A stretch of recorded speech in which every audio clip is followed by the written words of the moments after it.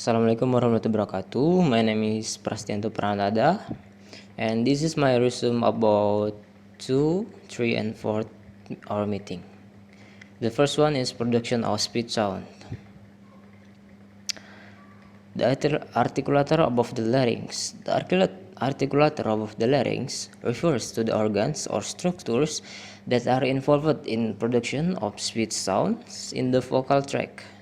These include the lips, teeth, alveolar ridge, hard and soft palates, tongue, and the nasal cavity. The lips and teeth are used in the production of labial sound such as P, B, M, V, and V. The alveolar ridge, which is the bunny ridge behind the upper teeth, is used in the production of alveolar sounds such as T, D, N, S, Z, and I. The hard and soft palates are used in the production of velar and palatal sounds. The velar sounds include K, G, N, while the palatal sounds include G and G. The tongue is a versatile articulator that can move in many different ways to produce different speech sounds. It is involved in the production of many consonant and vowel sounds. Finally, the nasal cavity plays a role in the production of nasal sound such as N, and N, and N. Vowel and consonant. Vowel and consonant are two types of the vowel in the spoken language. Vowel are sounds that are produced by vibrating the local cords and allowing the air to freely through the mouth. They are characterized by an open vocal tract and a relatively unrestricted airflow. In English, the vowels are A, E, I, O, U, and sometimes Y and W, or Y and Y. Consonants, on the other hand, are sounds that are produced by partially or completely obstructing the airflow through the mouth with the tongue, lips, teeth, or other articulators. They are characterized by a constriction or a closure in the vocal tracts. In English, the consonants are all letters of the alphabet except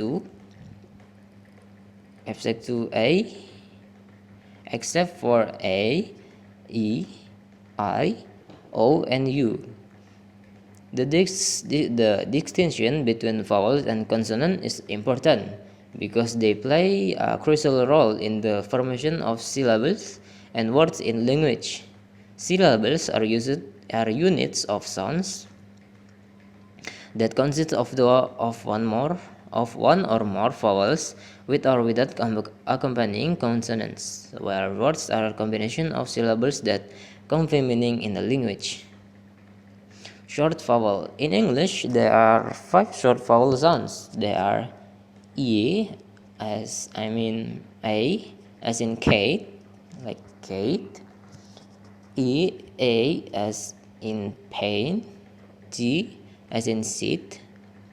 I, as in sight, seat. H, as in out. Cut, as in cut. U, as in cut.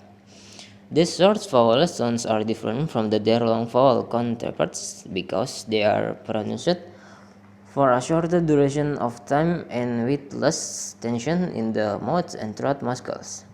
Short vowels are found in many common words in English, and they are essential for the proper pronunciation and understanding of the language. In English, there are 5 long vowels: A, E, I, O, and U. Long vowels are pronounced for a longer duration than short vowels, and they often have the different sound quality. Here are examples of words which has long vowel sounds. Long A, cake, snake, cape. Long E, feet, B, deep. Long I, kite, high, pie. Long O, goat, show, no. Long U, cube, music, tube.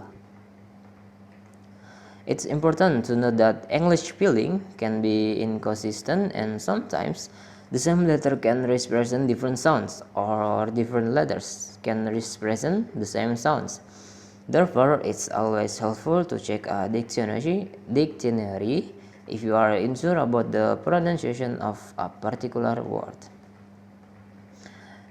Diphthong. In English, a diphthong is a vowel sound that is made by combining two separate vowel sounds. The same vowel sounds are pronounced together in a way that created the new sound. There are a common diphthong in English. A as in white or H. A like white. H. A as in face or day like day. A as in A as in boy or coin. O as in hose or out. O as in goat or boat. U like cute or use. E as in ear or fear. E as in air or fair. Fair.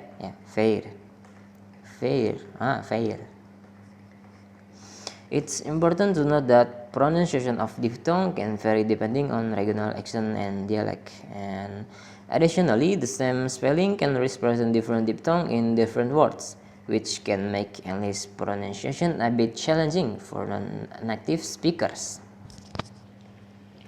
Triphthong. Triphthong is a sequence of three vowel sounds that are pronounced as a single unit or sounds. In English, triphthong are less common than diphthong, and they typically occurs at the end of the word syllables. The most common triphthong in English are A as in fire or higher.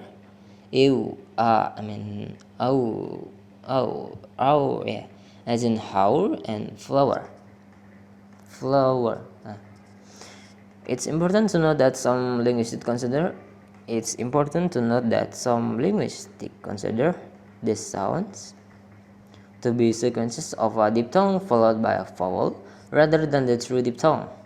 Regardless of the classification, they are still pronounced as a single unit and can be challenging for non-native speakers to master. Additionally, the pronunciation of triphthongs can vary depending on regional accents and dialect. And the larynx. The larynx, also known as the voice box, is a cartilaginous structure located in the neck that houses the vocal cords. The primary function of the larynx is to produce sounds for speech and other vocalization. When air from the lungs passes through the larynx, the vocal cords vibrate and produce sounds. The vibration of the vocal cords can be modified by changing the tension in the cords and the position of the surrounding muscles, which allow you to produce different sounds and pitches. The larynx also has a protective function. It is involved in the process of swallowing, as it helps to close off the airway to prevent foods and liquids from entering the lungs. Additionally, the larynx contains specialized cells that help to trap and remove harmful particles and pathogens from the respiratory tract. Disorder of the larynx can lead to voice change, difficulty speaking or swallowing, and breathing problems. Common laryngeal disorder include vocal cord nodules, laryngitis, and laryngeal cancer. Respiration and voicing. Respiration and voicing are two important physiological processes involved in human speech production. Respiration refers to the process of inhaling and exhaling air, which is necessary for the exchange of oxygen and carbon dioxide in the body. During speech, respiration plays plays a crucial role in providing the airflow necessary for the production of sounds. The lungs and the diaphragm work together to control the rate and volume of the airflow, which affect the loudness and duration of speech sound. Voicing, on the other hand, refers to the vibration of the vocal folds in the larynx for voice box during speech. When air from the lungs passes through the vocal folds, they vibrate and produce sounds. The vibration rate of the vocal folds, known as the fundamental frequency, determines the pitch of the voice. Voicing can also be controlled to produce different types of sounds, such as voiceless or voice consonant. Together, respiration and voicing are essential for the production of speech sounds. Proper coordination of this process is necessary for clear and effective communication. Plosive. Plosive, also known as stops, are a category of consonant sounds in which the vocal tract is completely blocked, and then release produce of burst sounds. The three main types of plosive are voiceless plosive, voiced plosive, and aspirated voices. Voiceless plosive, such as p, t, and k, are produced without breathing the vocal cords, resulting in short bursts of the air when the blockade is released. P, t, and k. Voiced plosive, such as b, d, and g, are produced with the vocals chord vibrating, and the resulting burst of sound is accompanied by a vibration in the local cords. Aspirated plosives, such as the initial sounds e and pi, tai, and kite, are voiceless plosive that are pronounced with a strong burst of air, resulting in a slight puff of air after the sound is released. I, pi, tai, and kite. Plosive are found in many languages around the world, and their precise pronunciation can vary depending on the factors such as the language, the speaker accent, and the position of the sound within a word. English plosive. In the English, there are 6 plosive sounds: p, b, t, d, k, and g. The voiceless plosive in English are p, t, and k. These sounds are produced by completely blocking the airflow through the mouth with the lips for the p, tongue for the t, or phlegm for the k, and suddenly releasing the airflow. The voiced plosive in English are b, d, and g. These sounds are produced in the same way as their voiceless counterparts, but with the added vibration of the local chords, resulting in a voiced sound. The voiceless plosive p, t, and k are aspirated at the beginning of the stressed syllable, meaning that a small burst of air is released after the stop sounds. This is particularly noticeable in words as pi, tai, and kite. It's worth noting that the pronunciation of English plosive can vary depending on the factor such as speaker accent and the position of the sound within a word. For example, the T sound in water, T sound in water, may be pronounced as a flap or glottal stop in some English accent. T in water, in water. Fortis and lenis. Fortis and lenis are terms used in phonetics to describe the degree of force or strength with consonants is pronounced. Fortis consonants are pronounced with greater muscular effort or tension, resulting in stronger and more forceful sounds. In English, the voiceless plosive p, t, k are typically considered fortis consonant.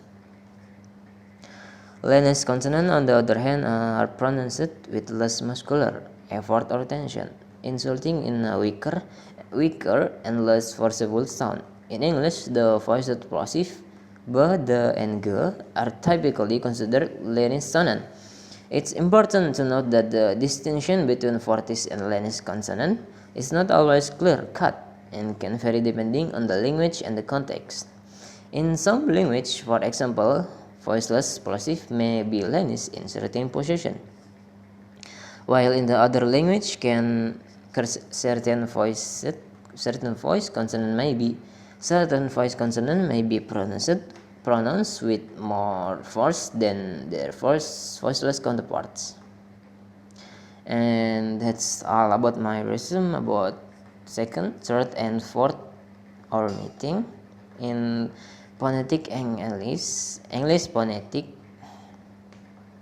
And that's all from me, Prasdiyanto Pranada. Thank you so much, and sorry about all my words that bad or wrong spelling or wrong pronunciation. And thank you so much.